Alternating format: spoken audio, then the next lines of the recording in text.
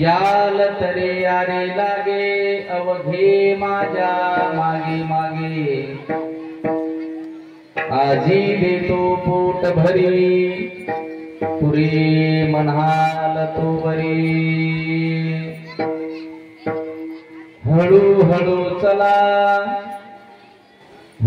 हळू चला कोणी कोणाशी न बोला आजी देतो पोट भरी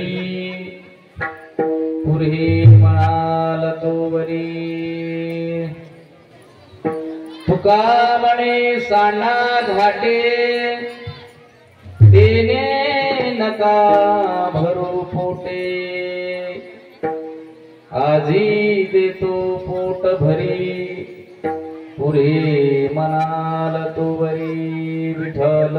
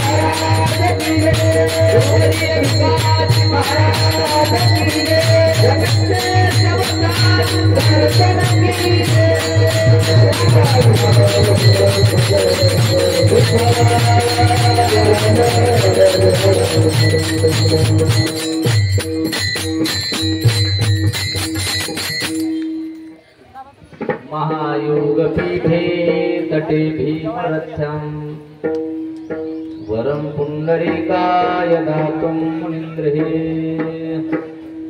समागत्य तिष्ठन्तमानन्दकन्दं परब्रह्मलिङ्गं भजे पाण्डुरङ्गम् अलङ्कापुरी रम्यसिंहासनस्थं पदाम्भोज तेजस्फुटिकादिप्रदेशम् विधिन्नादिदेवं सदा स्तूयमानं समाधिस्थमूर्तिं भजे ज्ञानदेवं नमो ज्ञानेश्वर नमो ज्ञानेश्वर नमो ज्ञानेश्वर नमो ज्ञानेश्वर नमो ज्ञानेश्वर नमो ज्ञानेश्वर नमो ज्ञानेश्वर नमो ज्ञानेश्वर निवृत्ति उदारा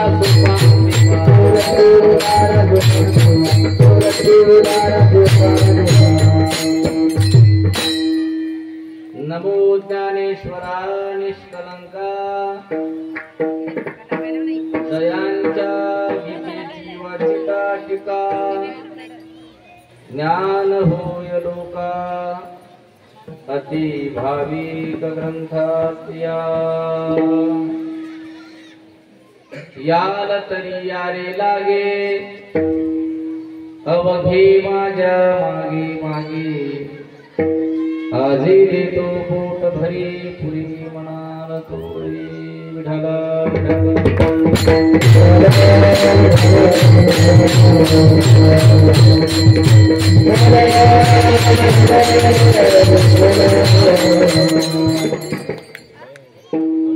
प्रस्तुत प्राप्त प्रसंगी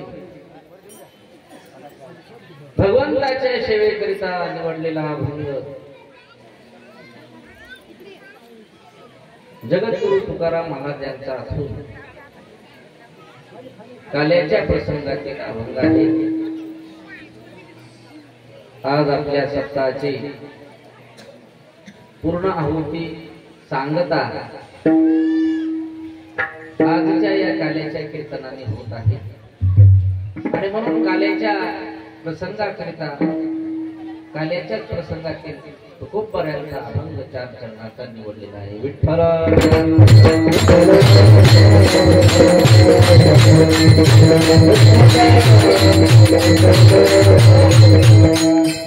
परिहार देण्याची काही आवश्यकता नाही आहे. तरी पण काही बाहेर जाऊन आलेली मंडळी आहे, काही आज नेमके काल्याला आलेले आहे, त्यांच्याकरिता परिहार देणं आवश्यक आहे. बऱ्याच दिवसानंतर आपल्या गावामध्ये हा नाम सप्ताह मागील 7 दिवसापासून चालू होता आणि आज त्याची सांगता होत आहे. या सांगतेच्या निमित्ताने काल्याच्या प्रसाराकरिता तुम्ही सर्व मंडळी जमलेले आहात. तुमच्या सोबतच आज स्वर्गाची मंडळी सुद्धा मानव रूप धारण करून या ठिकाणी प्रसाद घेण्याकरिता आलेले आहे. त्याही काळामध्ये या काल्याच्या ग्रहणाकरिता, काला खाण्याकरिता, काला घेण्याकरिता द्वापार युगामध्ये सुद्धा स्वर्गातले लोक काला खाण्याकरिता आले, पण मानव होत नाही तर ते पाण्यातले मासे होऊन आले. विठ्ठल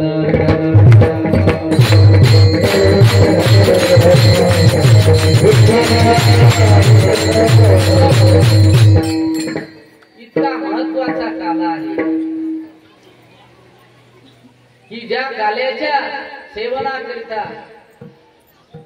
तो काला प्राप्त करण्याकरिता स्वर्गातले देव मासे झाले, मासे. पण भगवान श्रीकृष्ण परमात्म्याने त्यांच्या मुखामध्ये काल्याचा कवळ सुद्धा जाऊ द्या नाही, एक घास सुद्धा, अशी व्यवस्था त्या ठिकाणी परमात्म्याने केली. त्याच्या मागचं कारण असं आहे की आजचा काला हे त्यांच्यासाठीच आहे ज्यांच्या अंतःकरणामध्ये उच नीच काही नेने भगवंता तिष्ठे भाव भक्ती धरुनिया दासी पुत्र कन्या विदुराच्या भक्षी दैत्या घरी रक्षी प्रल्हादासी चर्म रंगू लागे रोहिदासा संगे कबीराचे मागे सेवे. भगवंताला ज्याच्या अंतःकरणामध्ये उंच नीच, लहान मोठेपणा, काळा गोरा, गरीब श्रीमंत असा ज्याच्याकडे भेद नाही, भगवान श्रीकृष्ण परमात्मा त्यालाच आपल्या स्वहाताने त्याच्या मुखामध्ये काल्याचा प्रसाद भरवतात. विठ्ठला विठ्ठला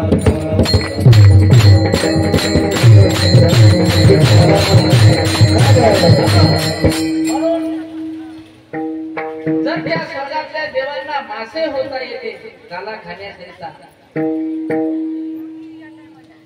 मग इतर गोपाळांसारखं गोपाळ होता येत नाही का त्यात?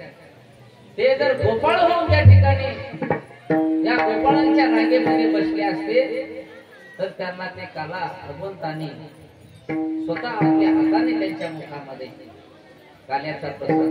काला म्हणजे काय? काला 3 प्रकारचा वर्णन केलेला आहे.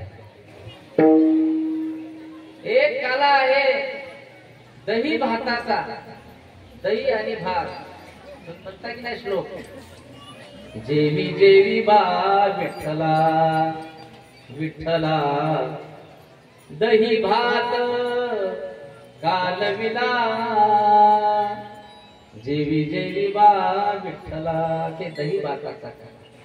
या दही भाताच्या काल्याने फक्त पोटाची भूक क्षमते, फक्त पोटाची भागते, पोटाच्याच भुकेचं निरसन होते।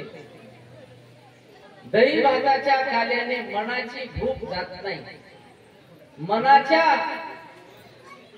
समाधानाकरिता, मनाची भूक जाण्याकरिता दुसरा काला सांगितलेला आहे।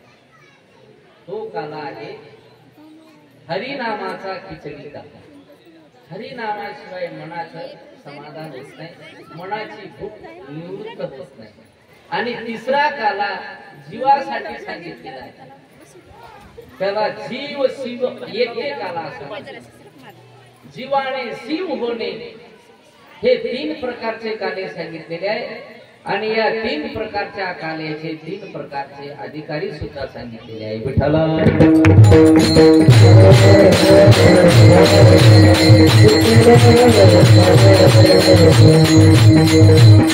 माझे माय बाप हो, हा 3 प्रकारचा काला आज आपल्या बिजोरा गावामध्ये या ठिकाणी संपन्न होत आहे। म्हणून या बिजोऱ्याला आता बिजोरा म्हणता येणार नाही, तर हे त्या ठिकाणी पंढरपूर झालेलं आहे। कारण भगवंत आणि संत या दोघांनी मिळून काला कुठं केला पहिल्यांदा, तर ते पंढरपूरच्या वाळवंटामध्ये। विठ्ठला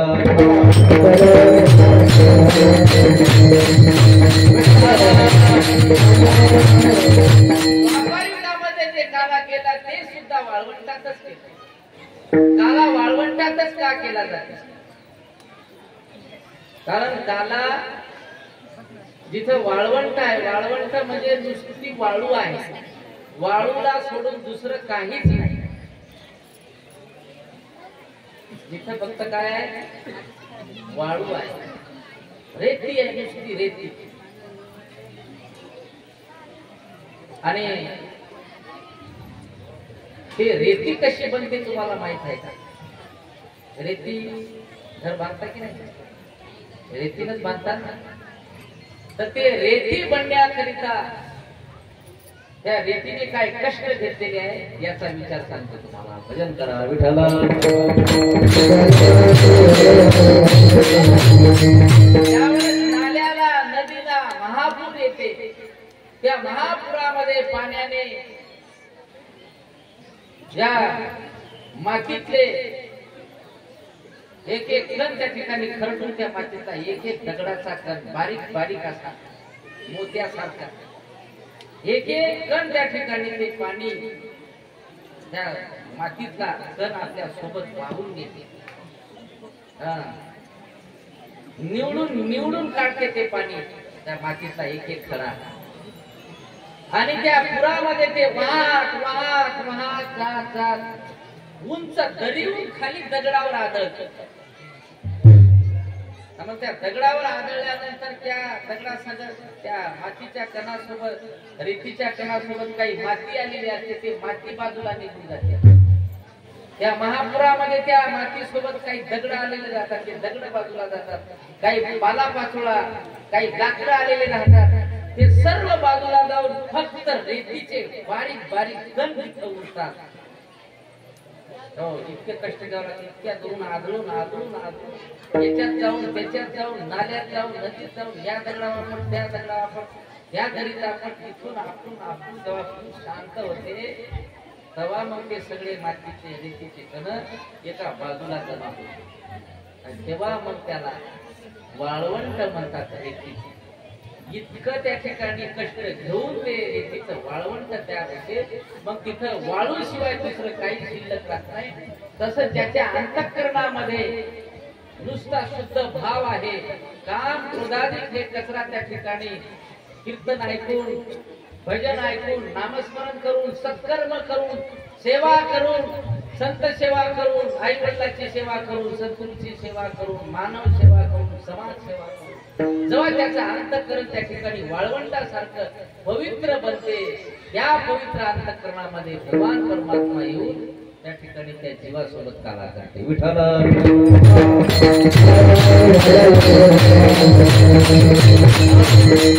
त्या जीवाला जीव पण ठेवत नाही, त्या जीवाची जीवदशा संपून जाते. ज्या दिवशी जीवाची जीवदशा संपते, ज्या दिवशी जीवाला कळते की मीच वासुदेव आहे, मीच परमात्मा आहे, मीच त्या ठिकाणी भगवंताचं स्वरूप आहे, हे अनुभूती ज्या प्रसादाने त्या ज्ञानाने येते. लक्षात ठेवा, तिसरा काला ज्ञानाचा. ज्या ज्ञानाने जीवाची जीवदशा संपूर्ण जीवाला त्या ठिकाणी शिव स्वरूप प्राप्त होते, ते त्या ठिकाणी त्याला ज्या दिवशी प्राप्त होते, त्या दिवशी त्या ठिकाणी जीव ब्रह्मपदाला पोहोचतो. विठ्ठल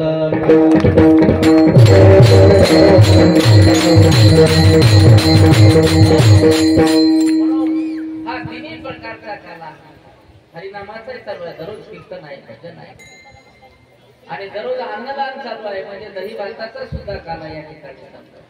अशा तिन्ही प्रकारच्या काल्याचं प्रयोजन तुम्ही सर्व गावकरी मंडळीने केलं. निश्चितच आता एक गोष्ट घडली पाहिजे की या सत्यामध्ये प्रत्येकाचं अंतःकरण हे भेद विरहित झालं पाहिजे. प्रत्येकाच्या अंतःकरणातला भेद गेला पाहिजे. मी काळा आहे, तो गोरा आहे, मी गोरा आहे, ते काळा आहे, हे गरीब आहे, ते श्रीमंत आहे, ते आंधळा आहे, ते पांगळा आहे, हे खुला आहे, मोठा आहे, लहान आहे. हा भेद जाण्याकरिता साधू संतांनी अनादी कालापासून गावामध्ये कीर्तन, प्रवचन, सप्ताह हे त्या ठिकाणी नियोजन केले आहे. आता अलीकडल्या काळामध्ये अलीकडल्या महाराज लोकांनी मात्र या सत्याचा, कीर्तनाचा, प्रवचनाचा वेगळ्या पद्धतीने समाजाचा फायदा घेऊन आपले पोट भरण्याचे काम केले. हे लोक वेगळे सोडून विठ्ठल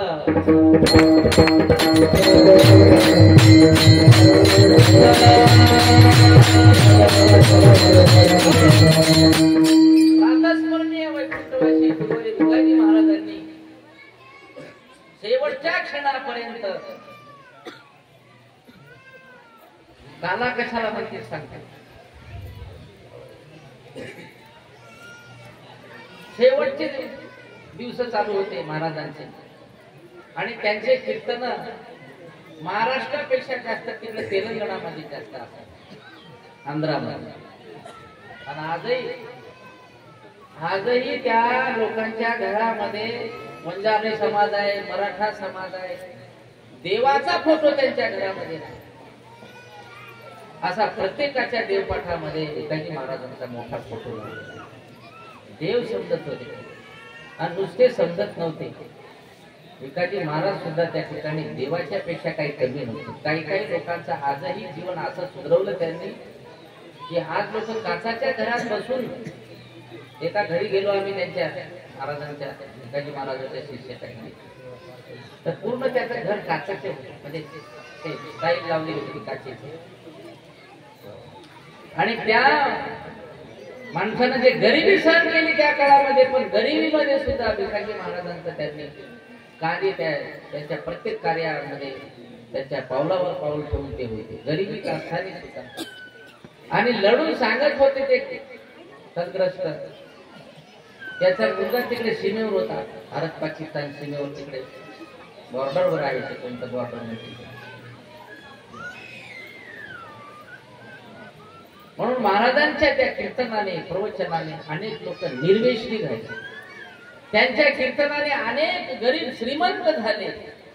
त्यांच्या कीर्तन प्रवचनाने कितीतरी लेकी बाळीचा संसार उद्ध्वस्त होता होता त्या ठिकाणी चालला. व्यवस्थित हा आजही नाही. आणि म्हणून याचं नाव काला.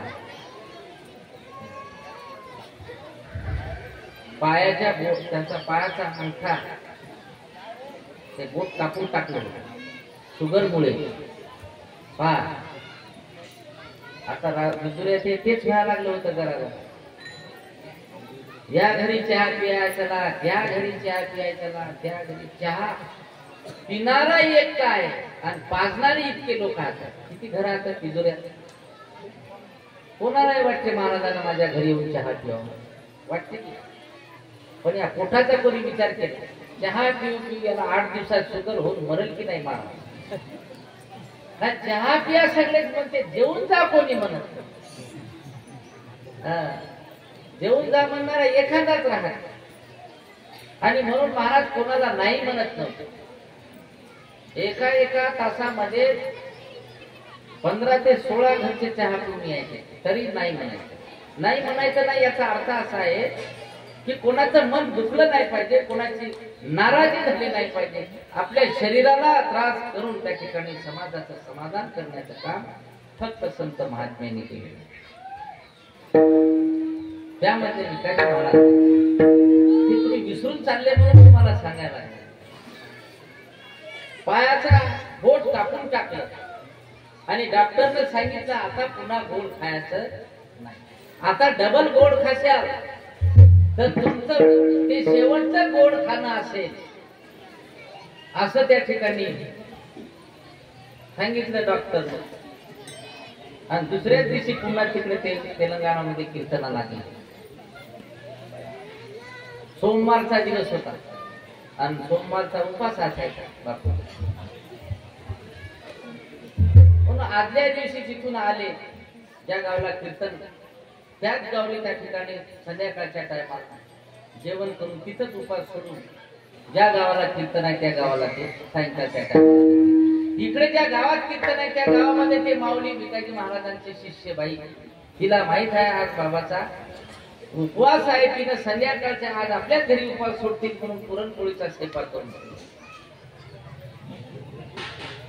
सांगा. पुरणपोळी गोड राहते की कडू राहतात? आणि ते पहिल्या काळातल्या पुरणपोळ्या होत्या, आताच्या. आणि डॉक्टरनं आता 2 दिवसाखाली सांगितलं की पुरणपोळी किंवा गोड कुठलाच पदार्थ खायचा नाही. या माऊलीने तर आवडीनं बनवून ठेवली की आज बापू माझ्या घरी येऊन उपवास सोडतील. आणि उपवास सोडून आल्यानंतरही त्या माऊलीने आग्रह केला की तुम्ही जर उपवास सोडत असाल तर मी त्या ठिकाणी मी सुद्धा उपवास सोडेल, नाहीतर तुम्ही उद्या उपवास सोडशाल तर मी सुद्धा तशीच राहील. शेवटी नाईलाजानं त्या ठिकाणी त्यांना त्या माऊलीचा पुरणपोळीचा प्रसाद घ्यावा लागला. आणि त्यातून काय 5 ते 6 दिवस ते राहिले. आंबडापूरचे ते आज जे कांचन म्हणतो की आपण कांचनचे कीर्तन, कांचन आज जे टीव्हीला गेली, जे आज स्टार झाले, युट्यूब स्टार, टीव्ही स्टार, ही टाकीला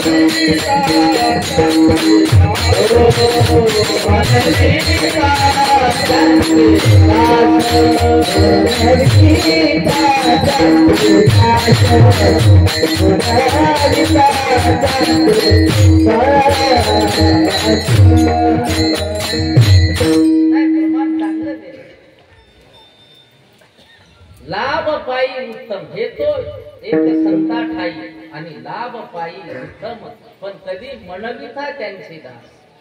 मी काल्याच्याच कडे नेणार आहोत. आज कांचनने झळकायला लागली शुभमला सांगा. हे सुद्धा उपकार माझ्या भिकाजी महाराजांचे, कारण त्या कांचनची आई भिकाजी महाराजांचे शिष्य होते.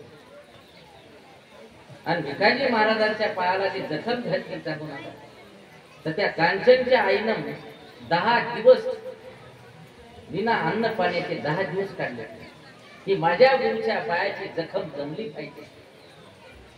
ही माझ्या गुरुला जे त्रास चालू आहे इतक्या वर्षापासून, सर्व दवाखाना करूनही त्यांच्या पाय अशी ठणक होती पायाला, सांगत नव्हते कोणाला. आणि ते त्या ठिकाणी फक्त खऱ्या शिष्यालाच कळत होत. म्हणून त्या माऊली, ते माऊली होती हटकर समाजाची, आजही आहे विचार. इकडे भिकाजी महाराजाला माहित नाही, तिने उपवास सुरू केले. 10 दिवस ओलांडून गेले आणि नंतर कळालं कोणतरी सांगलं जाऊन केलं त्या बाईने उपास चालू केले तुमचे जखम जमण्याकरिता. आणि तिनं असं ठरवलं होतं की जोपर्यंत जखम संपत नाही तोपर्यंत अन्न पोटात टाकणार नाही. आणि बापून त्या ठिकाणी तिला येऊन सांगितलं अगं येडी बाई म्हणे त्या जखमेचा आणि या उपवासाचा काही संबंध, माझ्या पायाच्या जखमेचा आणि तुझ्या उपवासाचा काही संबंध येत नाही. माझ्या पायाला झालेली जखम हे माझ्या प्रारब्धाचा भोग आहे आणि भोग तो न घडे संचिता वाचोनी करावे ते मनी समाधान. आणि त्या उपवासाचं फळ आज ऐसा पुत्र देई संता अशी पुत्र कन्या त्या ठिकाणी त्या माऊलीच्या पोटी जन्माला आली. ती पाहता आमच्या सोबत भागवतात राहिले. पहिले कीर्तन आम्हीच दिले तिला, आता ते गेली समोरून आम्ही राहिलो मागे. पण आमचे काही लेकर हे आमचेच लेकर आहे विकाजी महाराजांचे सगळे. तुम्ही जरी म्हणत नसले आम्ही बाळू महाराजांजवळ शिकलो नाही पण समाजानं तुम्हाला पाहिलेलं आहे. विठाला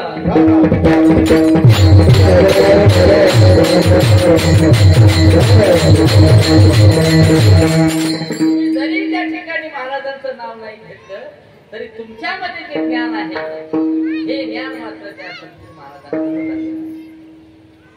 म्हणून संतांच्या संगतीशिवाय हा उत्तम लाभ प्राप्त होत नाही. संसाराय लोकांच्या संगतीमध्ये सुद्धा लाभ होतो पण ते उत्तम लाभ म्हणत नाही.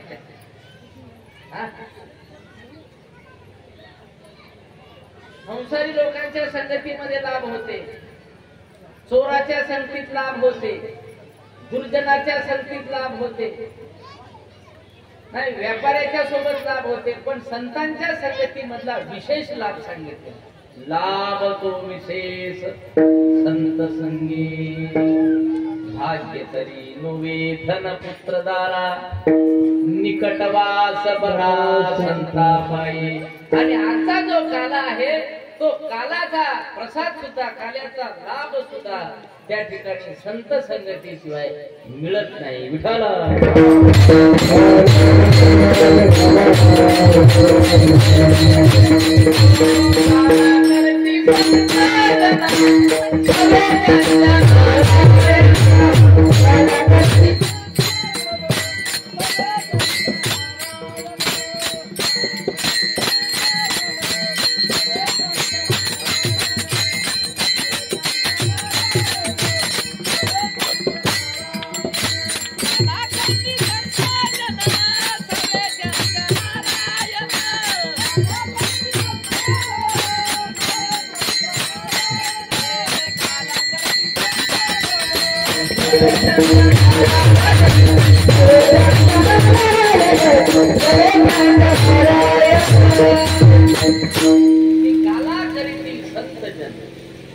संत हे काला करणारे तुमच्या जीवनाचा तुमच्या मनाचा.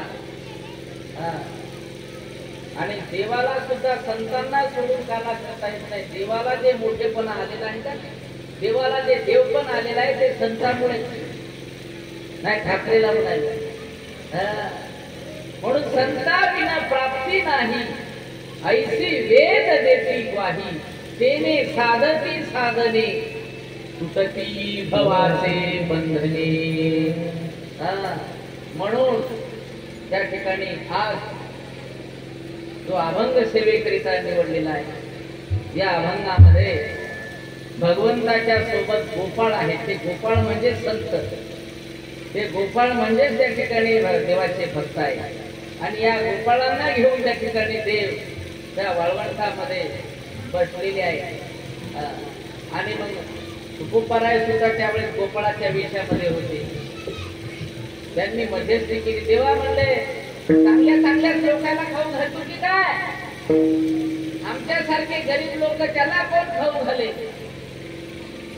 हे तुकोबारायनं म्हटलं म्हणून त्या ठिकाणी देवानी तुकोबारायांचा आक्षेप स्वीकारला आणि तुकोबारायांच्या त्या ठिकाणी त्या म्हणण्याचा विचार करून भगवंताने त्यावेळेस कुठं त्या ठिकाणी संतांचं ऐकून सगळ्यांना आव्हान केलं. अभंगाच्या पहिल्या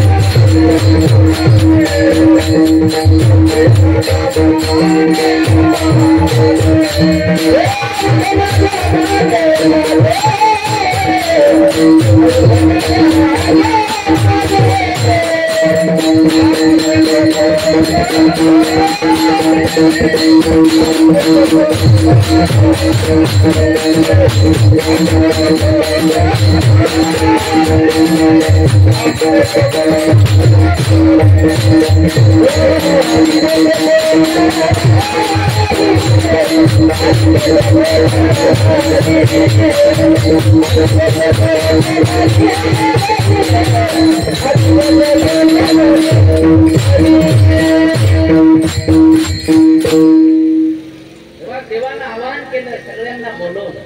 सगळ्यांना म्हणजे इथे एक शब्द वापरलेला आहे, अवघे माझ्या मागे मागे. अवघे म्हणजे सर्वच या, स्त्री या, पुरुष या, लहान या, मोठा या, गरीब या, श्रीमंत या, अज्ञानी या, ज्ञानी या, बद्ध या, सर्वच या. ज्याला भूक लागली ते या, ज्याला अर्धी भूक आहे ते सुद्धा या. अवघी माझ्या मागे आणि माझ्या मागे या, माझ्या समोर नका जाऊ. लोक देवाच्या संगतीत राहतात, आता देवाच्या समोर जाण्याचे प्रयत्न करतात, म्हणून दुःख भोगतात. माझे माय बाप देवानं सांगितलं माझ्या मागे राहा, माझ्या समोर नका जाऊ. निसर्ग हा त्या ठिकाणी, निसर्गाला जर देवता म्हटलं तर निसर्गाच्या समोर जाऊन काम करू नका.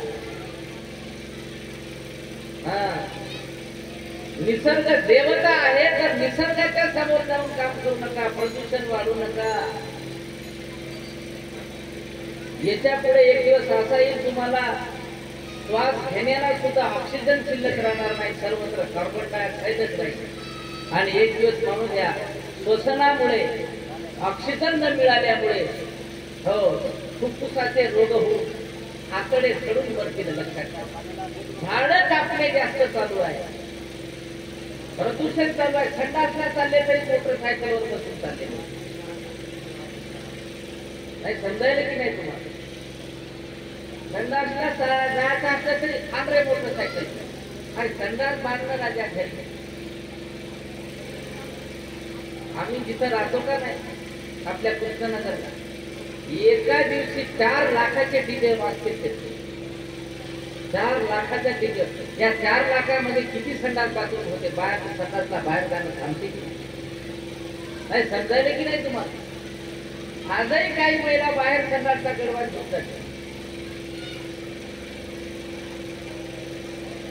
म्हणून माझे मायबाप हो, संडास बांधा घरी असं मालकाला म्हणत. संडास बांधा घरी नाही तर जाते मी माहेर. लोक नाही त्याचीच राहते. भयासारखा माणूस नाही. मी फार तत्कटी धमकावून संडास काऊन बांधणं झाला एवढा तत्कटी असतो. संडास बांधा घरी. माझे मायबाप हो, आणि प्रदूषण वाढलेलं आहे. निसर्गाच्या समोर जाऊ नका. एक झाड कापायचं असेल तर पहिले 10 झाडं लावा आणि मग एक झाड कापा. मी सांगितलं तुम्हाला. आणि मागं राहायला सांगितले. माझ्या सोबत समोर नका. समोरचा मार्ग तुम्हाला माहित नाही, म्हणून संत संगती आणि संतांच्या संगतीत भगवंताच्या संगती. भगवंताची संगत हे संतांमुळे घडते. याचाच अर्थ आहे संतांच्या मागे राहा, जावे त्यांच्या मागे माझे संत गरजूनी असावे. संतांच्या मागे, देवाच्या मागे, चोराच्या मागे जाशाल तर मार खाल्ल्याशिवाय राहणार नाही. वासनेच्या मागे जाशाल तर मार खाल्ल्याशिवाय राहणार नाही. म्हणून वासनेच्या संगे नको जाऊ म्हणा, पाहत्या रावणा कैसे झाले. इंद्रा पडले भग, चंद्र झाला काळा, नारद तुला काळा भजनाचा. म्हणून संतांच्या मागे जा, दुसऱ्याच्या मागे जाऊ नका. भगवंताच्या मागे जा, दुसऱ्याच्या मागे जाऊ नका. कोणी येईल तुम्हाला, या माझ्या मागे म्हणून मी तुम्हाला आमचं करून देतो, तमचं करून देतो, असे म्हणणारे गापोड शंकरासारखे खूप असतात. विठ्ठल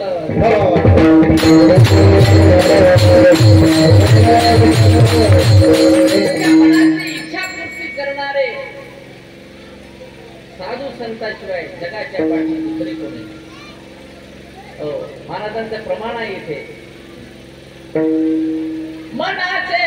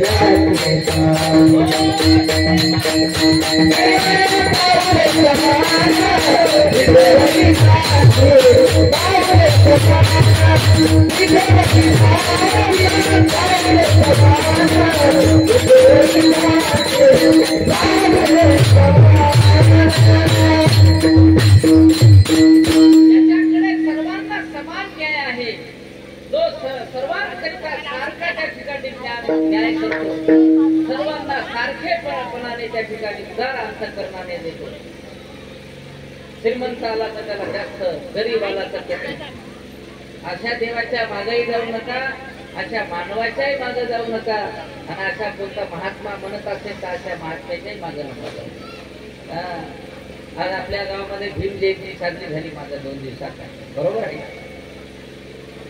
नाही, कोण्या समाजात जन्माला आला आणि कोण्या समाजासाठी उपकार करून ठेवले. माझे मायबाप हो, महार समाजामध्ये जन्माला आलेल्या बाबासाहेबांनी पहिले पहिले अस्पृश्यांसाठी लिहून ठेवलं. पहिले त्या ठिकाणी ST साठी त्या ठिकाणी त्याचे हक्क लिहून ठेवले. माझे मायबाप हो, आणि म्हणून अशा महामानवाच्या मागे गेले तर कधीच त्या ठिकाणी तुम्ही हो दुःखी राहणार ना, कधीच तुमचं जीवन त्या ठिकाणी दुःखी होणार नाही. आपण कोणाच्याही मागे जातो, कोणी धागा द्यायला त्याच्याही मागे जातो, कोणी लिंबू द्यायला त्याच्याही मागे जातो, कोणी अंगारा लावायला त्याच्याही मागे लागतात. जाता की नाही? आणि मग तुमचे 10-15 हजार खर्च झाल्यावर मग तुम्हाला कळते याच्याजवळ काहीच नाही. मग पहिले नाही, दत्ता माऊली हसायला, त्यांचे 10,000 पहिले गेले म्हणून ते हसायला, बरोबर आहे की? कोणाच्याही मागे नका जाऊ. जगद्गुरु सेवालाल महाराजांचं एक वाक्य सांगतो तुम्हाला. जाणतो सांगतो पच मानतो, कोई के न भदो मत, कोई के न सुदो मत. सम स्वतःच मार, सम काय म्हणले ते, सम स्वतःच ईश्वर सर, तुम्ही स्वतःच ईश्वर आहे. नाही, बरोबर आहे. कोई के न भदो मत. आणि म्हणून आजही त्याचा समाज पार सेवालाल महाराजाशिवाय ते कोण्याच देवाकडे जात नाही. आणि आपण इतके देव आपले जमा करून ठेवले, काही सुमार लागणं झाला, काय काय तर देव कोणते होते हे कळलं नाही. मला तर वाटते काही काही लोक येतात लग्नातच नवरदेवाच्या गळ्यात घालते, तेव्हा त्याच्याशिवाय नंतर पुन्हा आणतही नाही. माझे माय बाप हो, म्हणून माग त्यांच्या जे तुम्हाला पाहिजे ते देणारे आहे, तुमच्या मनाचे संकल्प पूर्ण करणार आहे. तुम्हाला पाहिजे ते ज्ञान देऊन त्या ठिकाणी तुमच्या जीवाचा उद्धार करणार आहे. तुम्हाला एखादी वस्तू देण्याने तुमच्या जीवनाचं कल्याण होणार नाही. आता लोक येणार तर वस्तू देते तुम्हाला, तुम्हाला पैसे देण्याने तुमच्या जीवाचं कल्याण होणार नाही. तुम्हाला तुमचं जीवन जगण्याकरिता, सुखी समाधानी करण्याकरिता तुम्हाला ते ज्ञान आवश्यक आहे. ज्या ज्ञानाने त्या ठिकाणी तुमचं कल्याण होणार आहे. ते ज्ञान पैगा परवे जरी मनी आधी आणावे, तरी संताया भगावे सर्वस्वेसी. म्हणून तुकोबारायांनी आणि भगवंताने सामूहिक आवाहन केलं, अवघे माझ्या मागे मागे. कशा करिता मागे या अभंगाच्या दुसऱ्या चरणामध्ये सांगितले,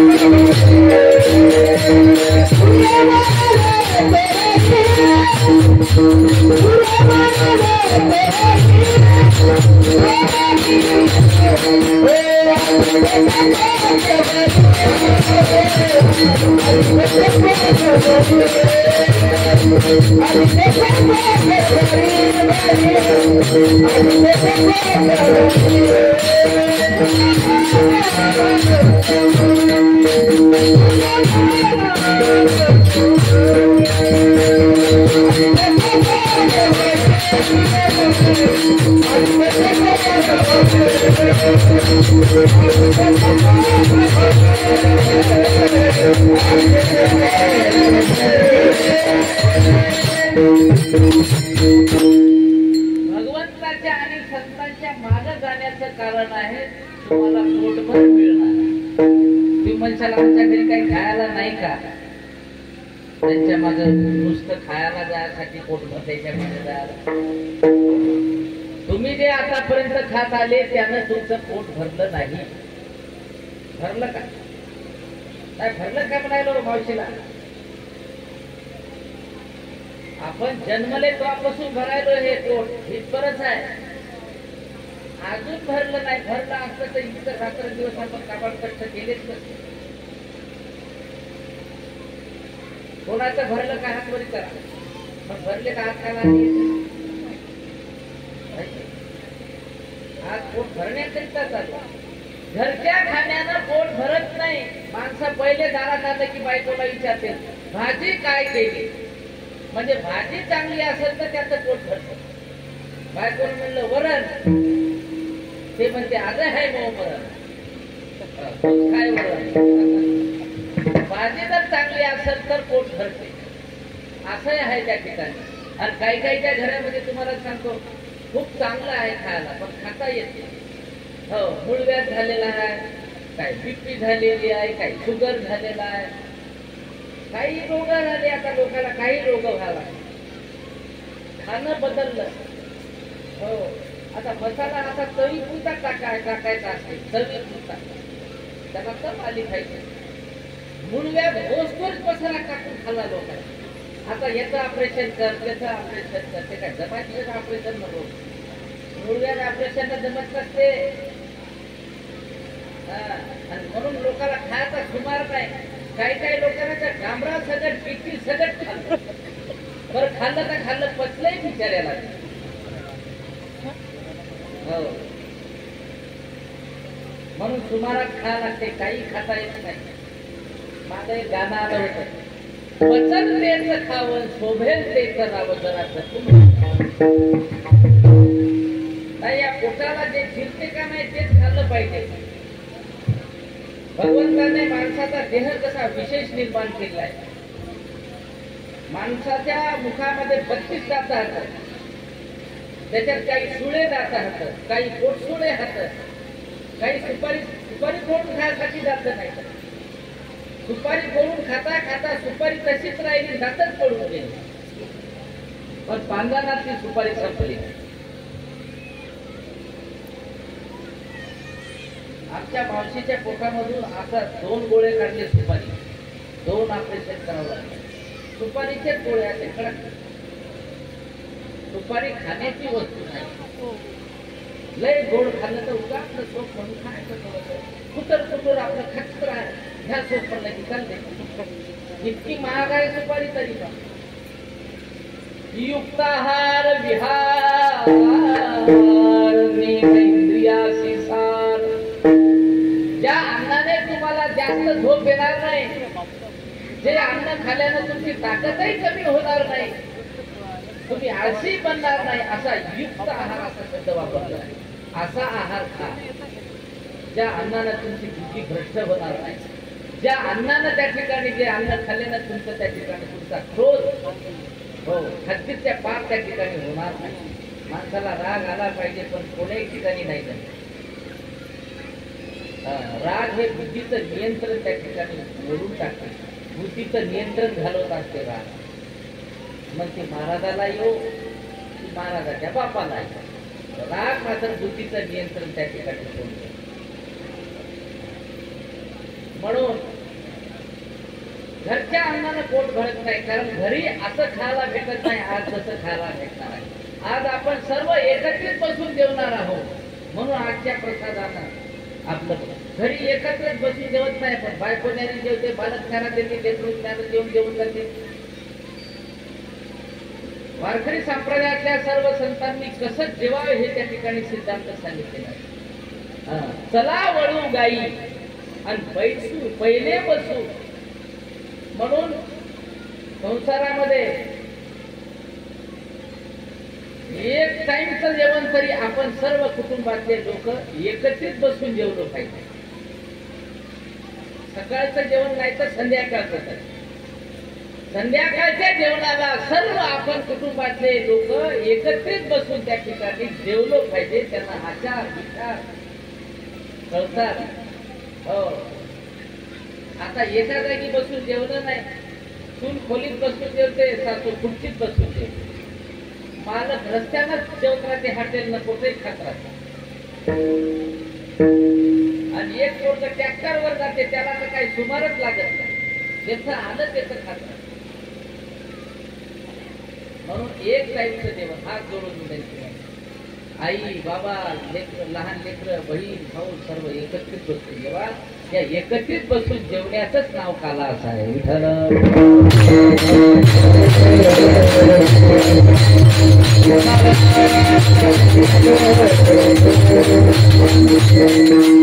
त्याचंच नाव काला आहे. सगळ्या गोपाळांना जमा केलं भगवंताने. कोणाच्या घरचं ताक जमा केलं, दही जमा केलं, लोणी जमा केलं, चटणी भाकर. या मडक्यात काय काय टाकलं तुम्ही आता या त्याच्यामध्ये? या सगळ्या पदार्थाचा एक जीव करणे.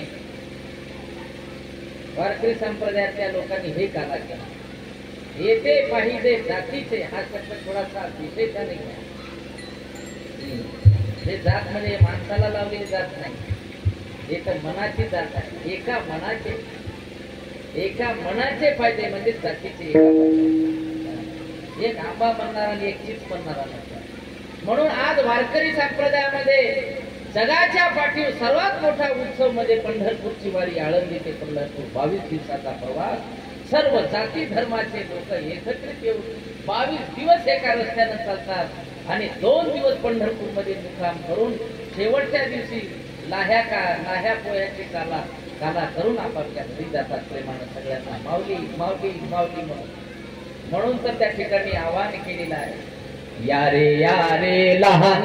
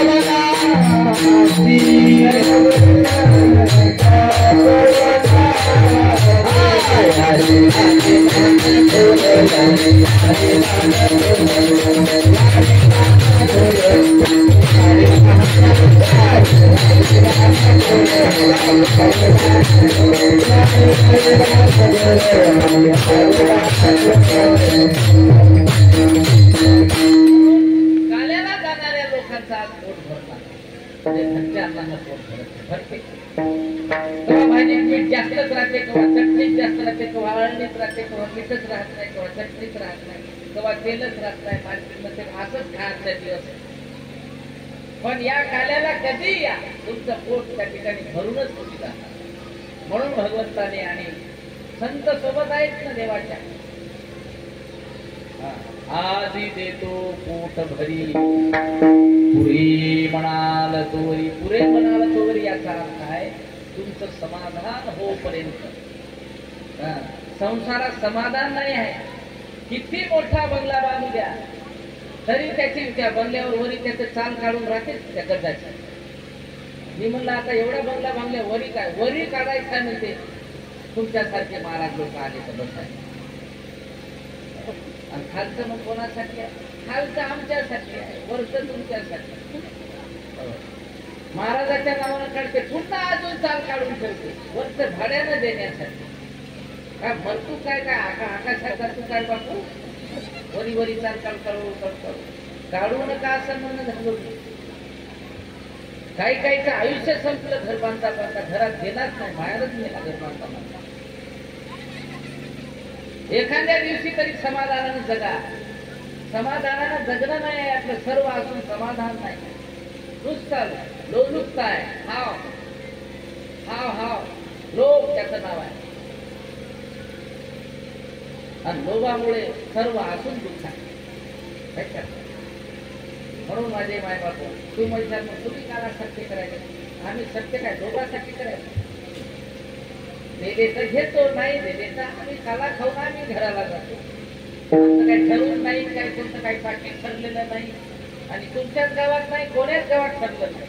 या कोठारीच्या लोकांना तर 8 दिवसाला पाकिट आणलं. आणि काही लोक तर आणूनही देत नाही. गेला तर बरं झालं म्हणते मला तेवढे पैसे आपले बाजू असे दिवस काढले.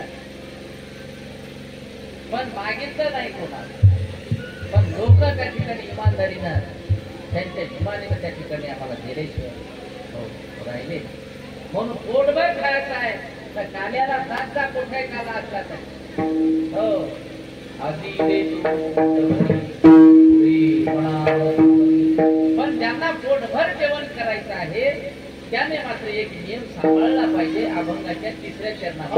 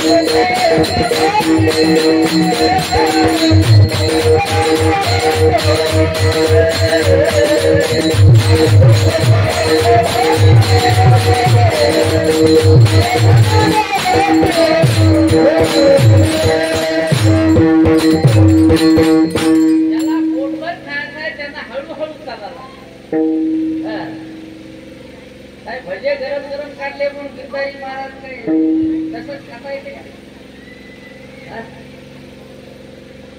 गिरधारी महाराजांना आम्ही दोघं गेलो हात गरम भजे खात.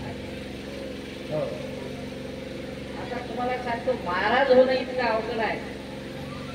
ती इच्छा असून खाता येत नाही आणि भजे हाटेल्याशिवाय दुसरीकडे भेटत नाही आणि महाराज लोकांना हाटेला खाता येत नाही. महाराजाला खाता येत नाही, लोकांसाठी खाता जमत नाही. असा कार्यक्रम आहे.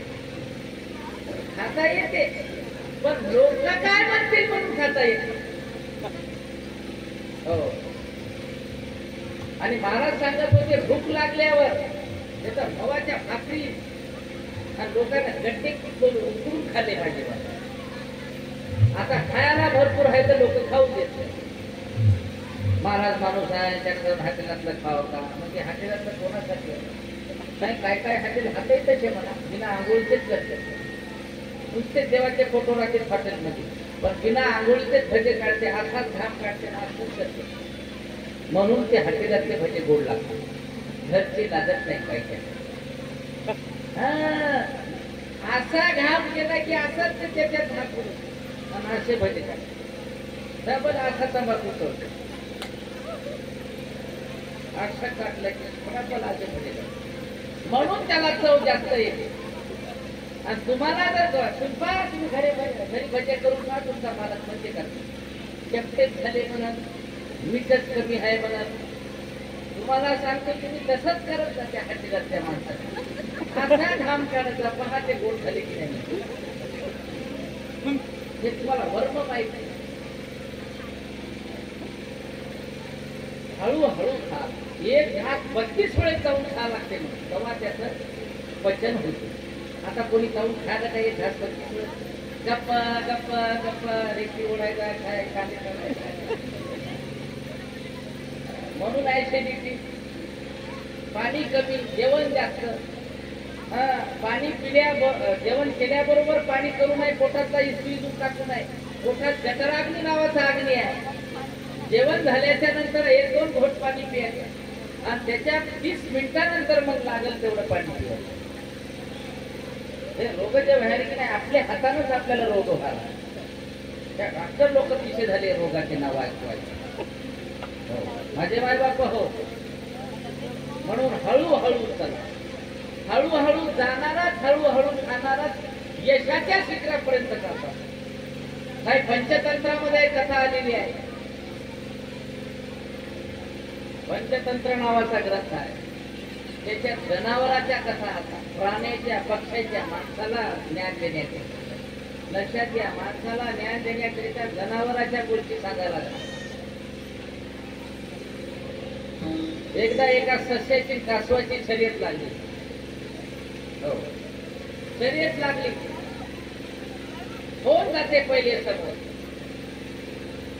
आता तशा बऱ्याच शर्यती चालू. आता आमच्या महाराज लोकांच्याही शर्यत नाही. कोणाचे जास्त चेले होते. कोणाचे जास्त चेले. एका चेले करायसाठी आलो नाही आपण. चेले बनवण्याकरिता नाही आलो. जे माणसं म्हणून जन्माला आलो ना ते माणूस म्हणून जन्माला आलो हे माहीत करून देण्याकरिता आलो. शब्द काय वाटतो. उजळावया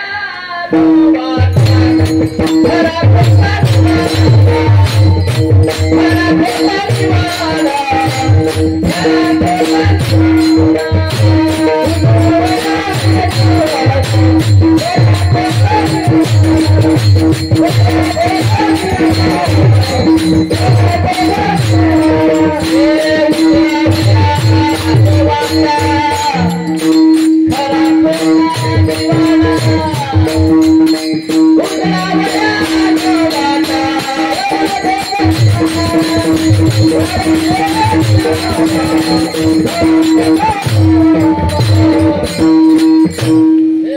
उधळवण्याकरिता माणूस आपण जन्माला आलो म्हणून हे दाखवण्यात काय आवाज बसला की नाही म्हणतात. या दुपारी मावशीनं हे स्प्राईट आणून आंब्याचं ज्यूस आणून काही खाऊ घालून हे आवाज बसला. तिला वाटते बापूला खाऊन मलाच सगळ्यात जास्त आशीर्वाद. सगळ्या सणाला येते ते पोळ्याला बैल घेऊन येते, राखी पौर्णिमेला राखी घेऊन येते, ते काय नाही जातीची नव्हे आणि मैत्रिणी नाही नव्हे. पण तिचा जीव किती महत्वाचा, तिचा भाव किती महत्वाचा. कुंभार समाजातली आहे पण माईच्या पलीकडे जीव लावतो. एक सप्ताह सोडत नाही ती काही भाव. म्हणून बाळू महाराजांकडे तुम्हाला देण्याकरिता काही नाही. तुमच्याच म्हणून आशीर्वादाची अपेक्षा आहे, पण भिकाजी महाराज तुमच्यावर नक्की कृपा करतात. मग घरदार सोडून 10 वर्ष झाले. काही लोकांनी खूप बोलले. मी तेच सांगायचं तुम्हाला, शर्यत चालू आहे. एकदा सर कुत्र्याची गाढवाची पैज लागली शर्यत. ते होते उभे त्या चौकात. या चौकात दोघांची शर्यत लागली. वडाच्या झाडाच्या पारावर जे सगळ्यात अगोदर जाईल हे या गावाचा जनावराचा राजा होतो.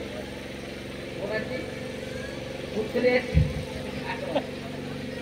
कुत्र्यानं त्याच्याच त्या गाढवाचे हात जोडले, पाया पडला, म्हणजे तुलाच गुलाब लावून टाकतो, तूच राजा झाला म्हणून समज.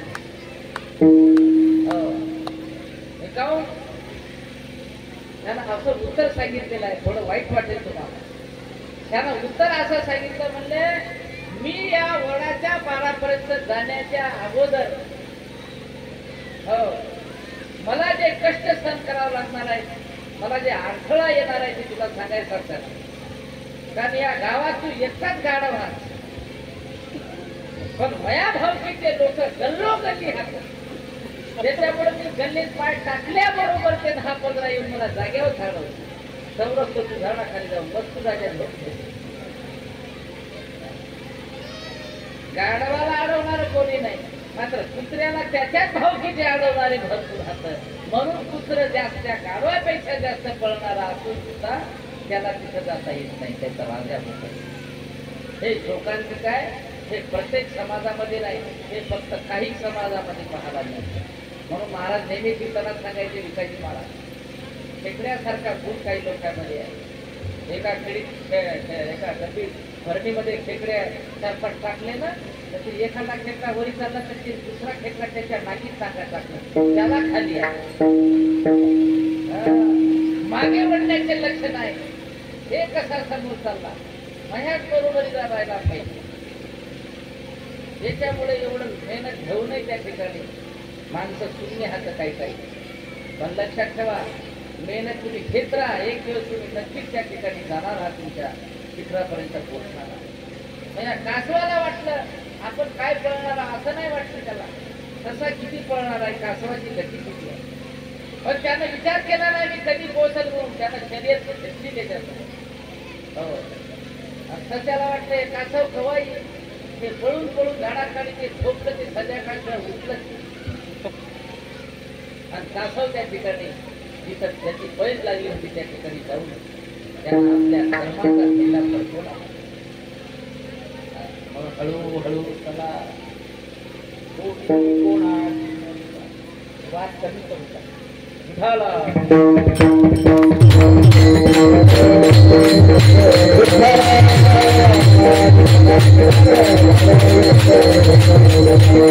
सप्ता खाऊन माळी घेऊ नका. आजच्या सप्त्यात विचार करा, संकल्प करा, वर्षभर मी काही आता पिणार नाही, म्हणजे पाणी पीत जा. पाण्यासारखं दुसरं पाणी आहे गढूळ पाणी.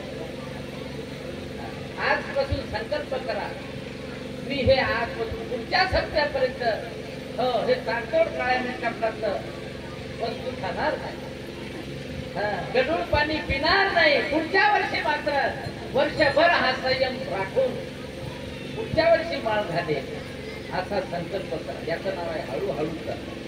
नाही तर या सप्त्यात माळ घालते तर आणि पुढच्या सप्त्यात असं डान्सिंग येते. पुढे गेला महाराज मी जो असलेला तू महागुरु. या गुरुला चेहऱ्यासमोर वाटत नाही पण केला हजार पारे ती पाय नाही. कोणाची हिंमत असेल तर आता हात वरी करा म्हणायलो मी.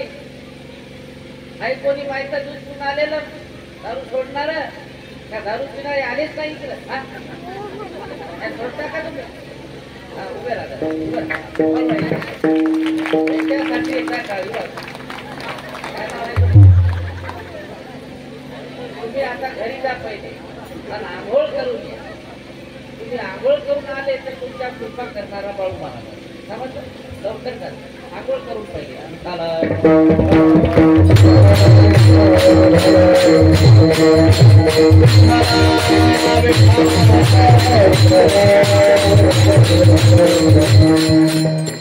एक गिऱ्हाईक लागलं तरी आपलं दुकान नाही बरोबर. आणि माझे माय बाप म्हणून हळूहळू चला कोणी कोणाच परमार्थ करत असताना द्वेष नको, काम नको, ईर्ष्या नको. तर त्या ठिकाणी पोटभर जेवता येते. आपण म्हणत असतो जेवताना बोलू नको रे, पोटभर जेव पहिले मग बोल. कारण बोलता जेवताना जर बोललं तर त्या ठिकाणी पोटात हवा भरते, जेवण कमी जाते. म्हणून जेवताना परमार्थ करताना जे बोलायला पाहिजे ते बोला. काय बोलायला सांगितलंय? एक बोल सुस्पष्ट बोलावा, वाचे हरी हरी म्हणावा. हरी हरी हे एकच बोलतो, बाकी बोलू नका. बाकी बोलणे म्हणजे काय म्हणते अनंत वाचाळ गळती गळत्या. ज्याला पोटभर जेवायचं आहे त्याचं पोट पहिले रिकामं पाहिजे. बरोबर आहे की? ज्याला पोटभर जेवायचं आहे पहिले त्याचं पोट रिकामं पाहिजे. जर तुम्ही पोटामध्ये नकोच्या त्या ठिकाणी वस्तू भरून ठेवल्या, या पोटामध्ये अंतःकरणामध्ये काम, क्रोध, लोभ, मत्सर, दंभ, अहंकार, ईर्ष्या हे त्या ठिकाणी भरून असेल तर हरिनामाचा काला आणि त्या हरिनामाच्या काल्यानं तुमचं पोट भरणार. भजनात गेलं तरी चुकल्या चांगल्या कर. भजनात बसलं तरी तिचं भजन उत्कृष्ट आहे, पडलंच पाहिजे. तिचं भजन मागून म्हणूच नको काहीतरी म्हणजे नारायणचं भजन उत्कृष्ट नको. काय भजन करायला कशाला? म्हणून पोट रिकामं पाहिजे आणि पोटामध्ये ते भरू नका ज्यानं तुमचा घाटा होईल. अभंगाच्या शेवटी तुका म्हणे आजी देतो मग आजी देतो. जर पोट असा असेल रिकामा असेल तर पोट भर देतो आणि ते पोट भर तरच तुमचं पोट भरेल. पुढे म्हणाल सर्वांनी हात वरी करा आणि भजन करा. हात वरी करा ज्याला हातात ते. तुम्ही आता हात वर करशाल तर पुन्हा तुम्हाला लकवा येणार नाही, पॅरालिस होणार नाही, वात येणार नाही. हात वरी करायचं विसरूनच गेले तुम्ही. लोकांच्या खाताकडे आला आणि सगळ्यांनी भजन करा. विठोबा कुमार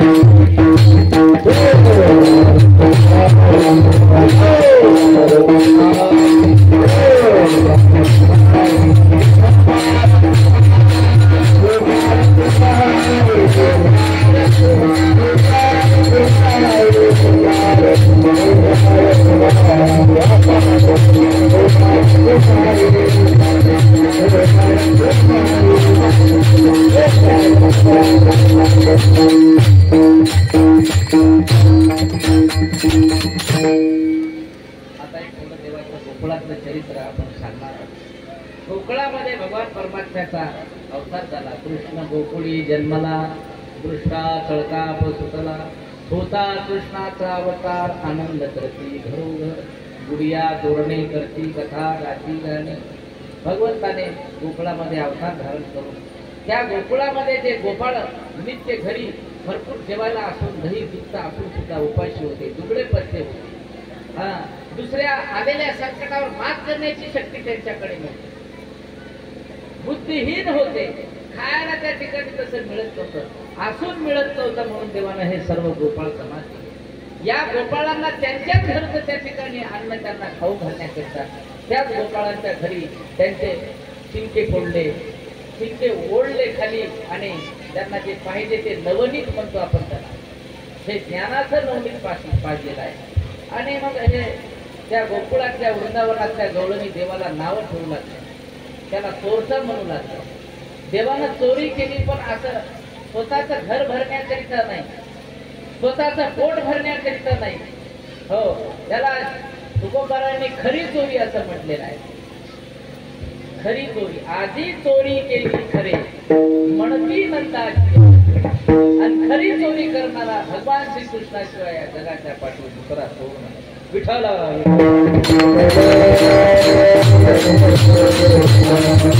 आपल्याला खरी चोरी करता येत नाही. आपण कोणाचं शेण चोरून आणतो, कोणाच्या शेंगा चोरून आणतो, कोणाचा कापूस चोरून आणतो, काही लयच लय तर कोणाचे पैसे चोरून आणतो. चोरून आणले तर ते मरोस्तर घरी राहायला का मला सांगा. चोरी करणे गुन्हा नाही, पण चोरी त्या ठिकाणी खरी चोरी करणे याला शास्त्र आहे. खोटी चोरी करणे मात्र गुन्हा आहे. अशी चोरी करा की पुन्हा तुम्हाला चोरी करायचं काम पडलं नाही पाहिजे. भगवंतानं जे चोरलेलं आहे त्याला चित्त चोर म्हटलेलं आहे.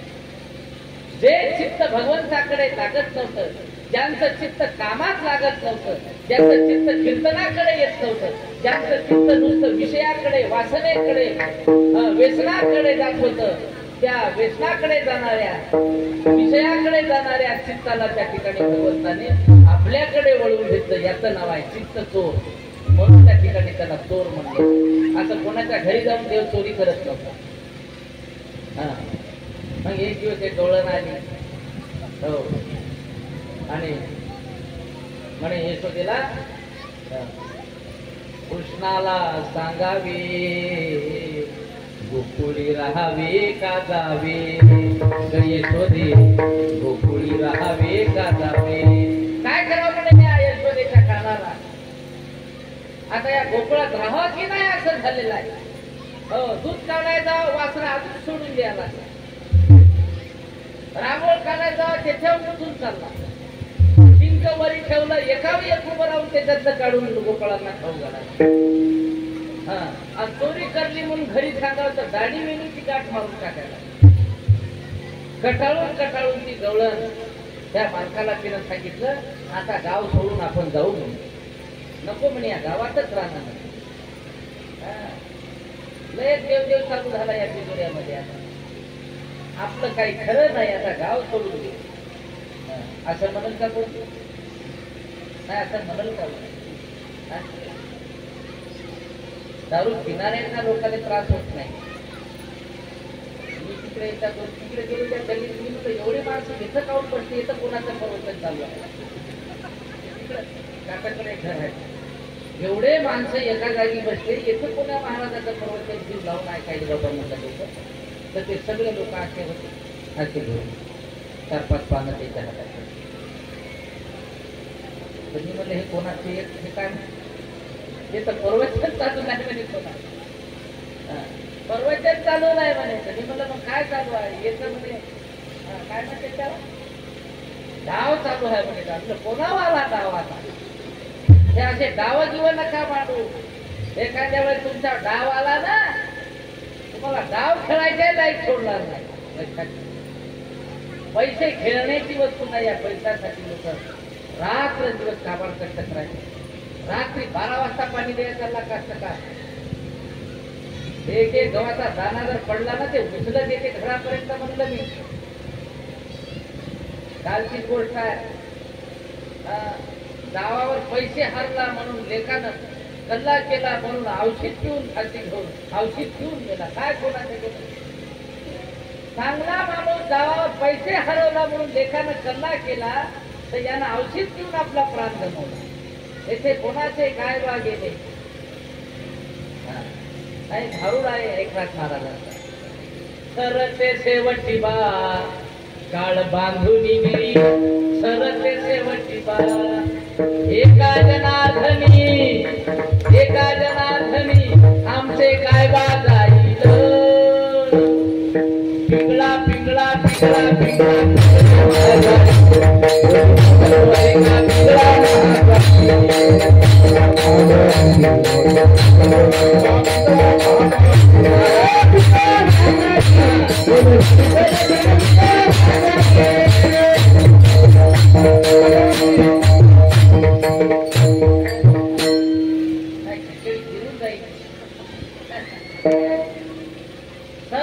शेवटची काळ बांधून देईल आणि मग येथे एका जनार्दनी आमचे काय बा जाईल आमचं सांगायचं काम आहे.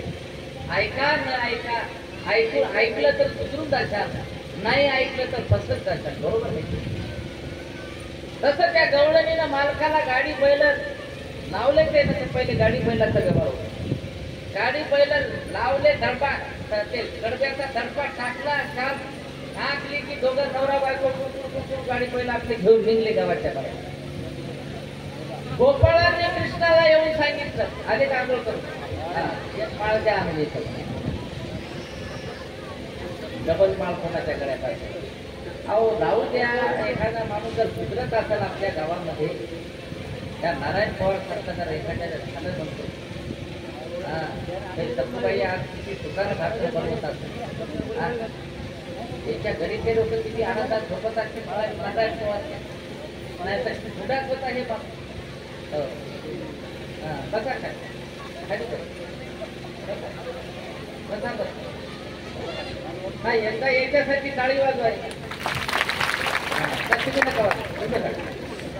तुमच्यासाठी वाजवायचा कारण हिंमत लागते याचं येऊन माळ हे माळ टाका लागलो गळ्या पुढच्या वर्षीच्या सत्यापर्यंत आर्थिक दिसली तर तुमच्या तुम्हाला शेत आहे की नाही शेत आहे आहे ना हा इकडे पण आहे का वाहते कोण हा मग तुमच्या शेतातून दुसरा रस्ता जाणार नाही मी आणतो ना पुढल्या वर्षीपर्यंत तर तुमच्या शेतातून नक्कीच आता 6 पदरी रस्ता जाणार आणि मला मान लाठी लागणार आहे. फक्त हे शिकवा लागते जेणे पथ्ये काय म्हणले जेणे विठ्ठल मात्रा घ्यावी तेने पथ्ये सांभाळावी. एका पथ्याला फार महत्व आहे माळीपेक्षाही जास्त विठाला.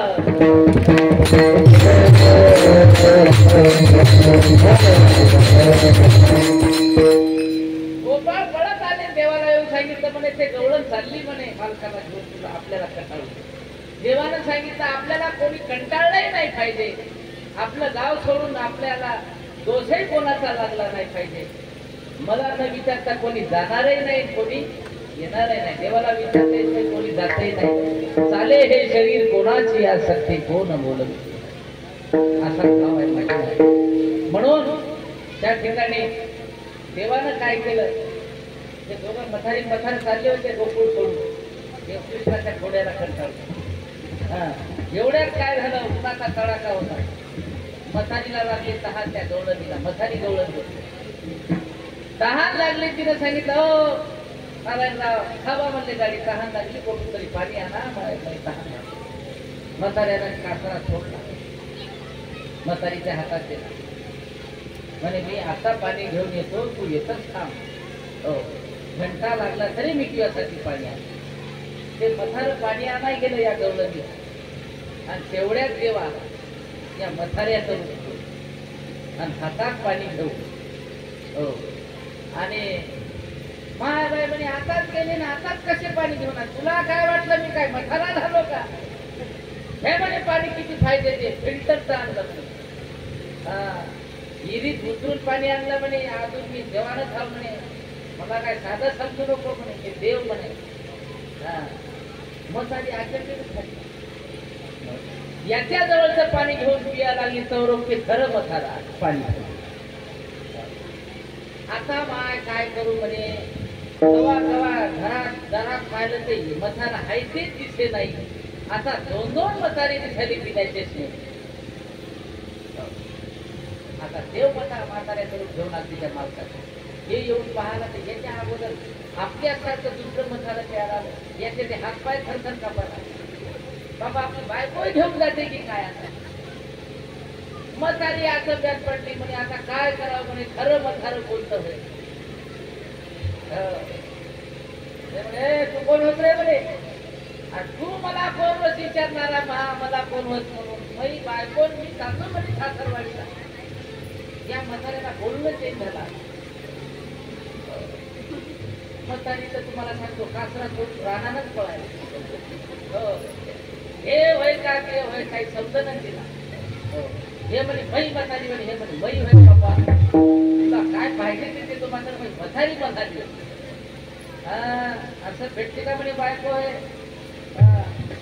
आरतीला साक्ष घेऊन ब्राह्मणाच्या मंगलाष्टका ना मई बायको मई झाली म्हणे.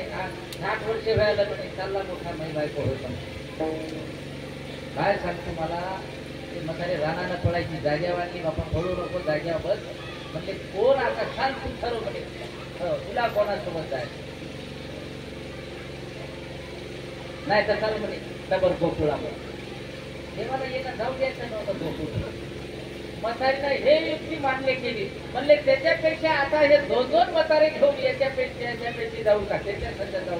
हे 2-2 म्हातारे घेऊन जाण्यापेक्षा हे डोक्याला काम करून घेण्यापेक्षा आपण डबल गोकुळातच गेलेलं. पण ते गाडी फिरवली या दोघांना. ते म्हणे घराला जाऊ तर गोकुळाला जाऊ तर ते म्हणजे म्हातारी मांडी लावून बसतात. माहीत होय म्हणे काही केलं. हे गाडी गेली नंदाच्या घरी जायला. नंद राजा पाटील होता आणि पाटलाच्या घरी गाडी गेल्यानंतर करा म्हणे न्याय म्हातारी ते दौलत. राजाने विचारलं कुठे चालले होते. चाललो होतो सोडून गाव पण हे म्हातारे एक कोठून आलं की एक पाणी आणायला गेलं तर दुसरं पाणी घेऊन आलं. आता या वयामध्ये 2-2 नवरे करून मला काय कलंक लावून थोडी घ्यायचं. ते देव म्हणे तुला कलंक लावून घ्यायचं नाही पण मला म्हातारी सोडायची नाही. आता नंद महाराज म्हणजे काय ते साधे महाराज नव्हते. हे देवाचा बाप होता. ते काय साधारण होता. त्याला न्याय करण्याचं माहित होतं. ते म्हणले असं करा म्हणले गाडी डबल लावा मी तुमच्या संग येतो. तुम्ही दोघांना कुठून पाणी आणलं ते सांगा. तिथं जाऊन आपण याचा न्याय.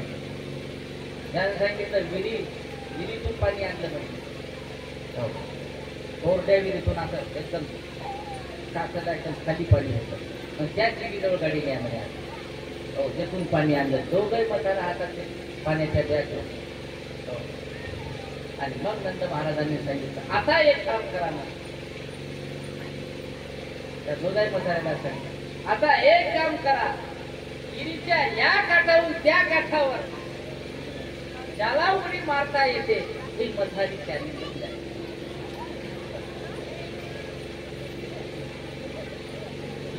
या काठावर त्या काठावर जे उडी मारेल म्हातारी त्याला देऊन टाकण्यात येईल. असं समजा म्हातारी त्याची ही दौलत त्याची. आता ते खरं म्हातार होते त्यानं ते पाण्याची बाटल तेथच फेकून गेली आणि तेथच त्या म्हाताऱ्याच्या पाया पडले दूध घेऊन जायचं. मई काय उडी तिकडे जात नाही आणि हे म्हातारी काय मला भेटत नाही. मई उडी हुकली तर मी काय त्या कोणत्याही घरात नाही. त्याच्यापेक्षा आपला एकटा जीव सदाशिव राहिला बरा. मग या म्हाताऱ्याला मात्र उडी मारली आणि मग तेव्हा नंदबाबांना न्याय केला की ही उडी माझ्या पट्ट्याशिवाय दुसरं कोणीच मारू शकत नाही. ही म्हातारी या म्हाताऱ्याची वय या बनावटची म्हाताऱ्याची. कारण हे सोंग धारण करणारा आजचा नाही. त्यानं युगायुगामध्ये सोंग धारण अनंत रूपे अनंत वेशे देखील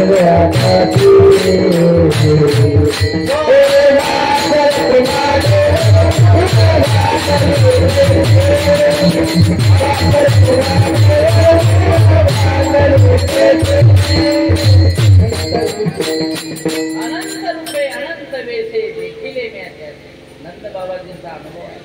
म्हणून ही दौलत त्या ठिकाणी त्याचीच आहे. असा त्या ठिकाणी तो संभ्रम त्या ठिकाणी नंद बाबाजीने काढला. आणि तिथे मात्र त्या दोन्ही गवळणीने आणि त्या वृद्ध झालेल्या त्या गोपांनी त्या ठिकाणी भगवान परमात्म्याची माफी मागितली आणि पुन्हा आता गोकुळ सोडून जाणार नाही.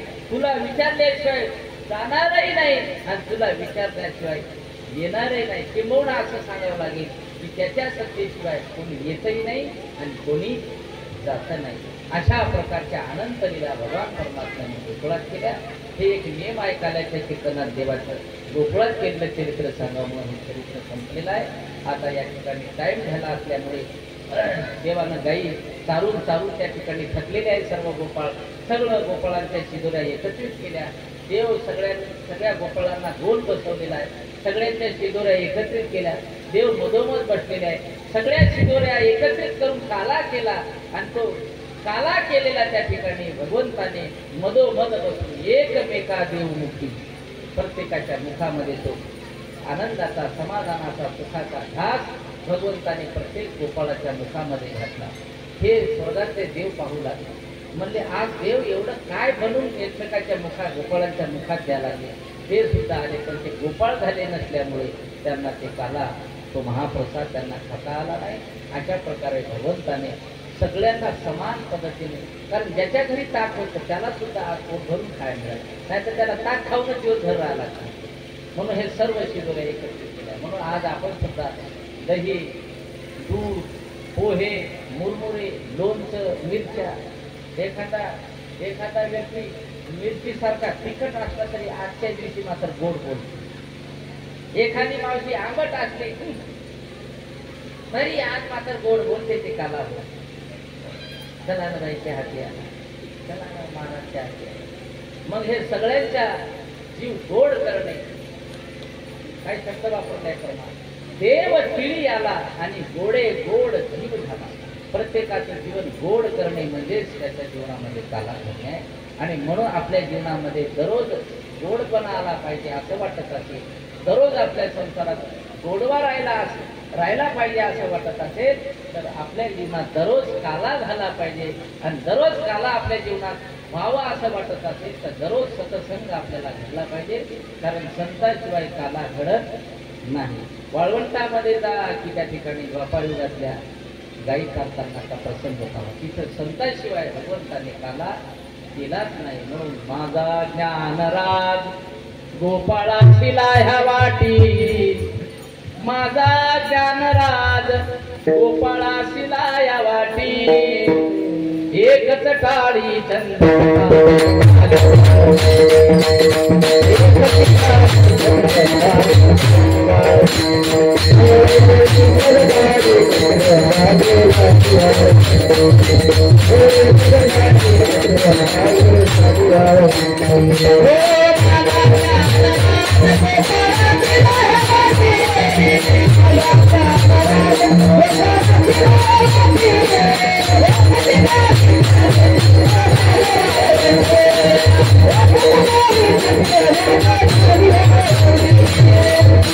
ज्ञानेश्वर